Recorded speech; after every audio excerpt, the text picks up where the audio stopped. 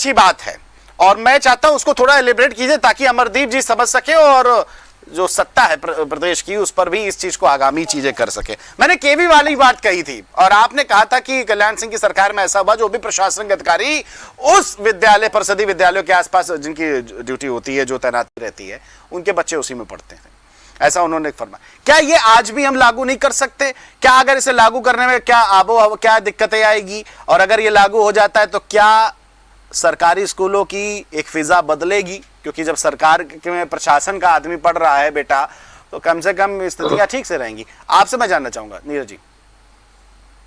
देखिए कुलभूषण जी, जो मैं पहले बात कही थी उसमें थोड़ी सी और जोड़ते हुए मैं अपनी बात को रखूंगा।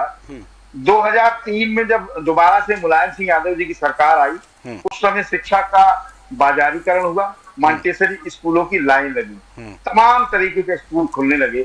और निश्चित रूप से जो आपने सवाल किया है, दिल्ली सरकार में भी प्राइवेट सरकारी स्कूल है, केजरीवाल जी की सरकार में रहे, मुझे लगता है कि वहां प्राइवेट संस्थानों को अपने संस्थान मर्ज करने पड़े। उन्होंने वहां का स्ट्रक्चर, वहां की शिक्षा, वहां के टीचर, तमाम चीजों को बढ़ावा दिया। मैंने देखा इसको, बिल्कुल सही कह रहे हैं आप। बिल्कुल। और आज अगर उत्तर प्रदेश सरकार चाहे तो इन स्कूलों को भी स्ट्रक्चर बढ़ा सकती है। वो सुविधाएं आप वहां पैदा कर दीजिए कि बच्चा प्राइवेट जाए ही ना।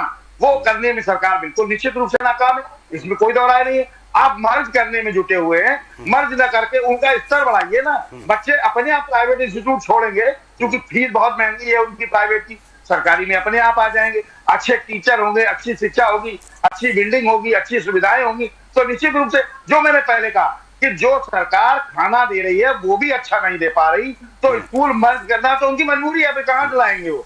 तमाम चीजें ऐसी हैं जो आप सुधारना नहीं चाहते, आप उसको समेटना चाह रहे हैं, तो उससे मुझे लगता है कि देश का विकास नहीं होने वाला और प्रदेश का विकास नहीं होने वाला। शिक्षा का स्तर हमें सुधारने की जरूरत है। निश्चित रूप से दिल्ली सरकार में भी यही हुआ था, उन्होंने भी मधुशालाएं खूब खोली थी, यहाँ भी खोली जा रही अच्छी मधुशालाएं। नहीं, शराब तो हर सरकार में जो होता है वो जाहिर सी बात है कि राजस्व उसी से आएगा।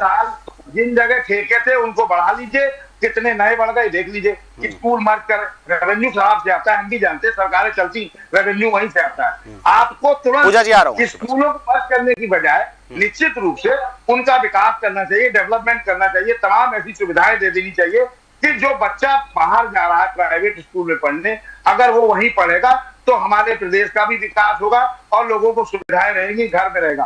अब वो बाहर पढ़ने जा रहा है तो उसको हॉस्टल चाहिए, तमाम सुविधाएं चाहिए, उनको सरकार को देखना चाहिए। और लैपटॉप बांट के और आईफोन बांट के आप ये समझे कि हमारे प्रदेश का शिक्षा का स्तर सुधर जाएगा, तो मुझे लगता है ये सिर्फ आपके ख्याली पुलाव है या आपकी सोच है। इससे प्रदेश की शिक्षा का सुधार कभी नहीं हो सकता। जी कुलभूषण। बिल्कुल। और ये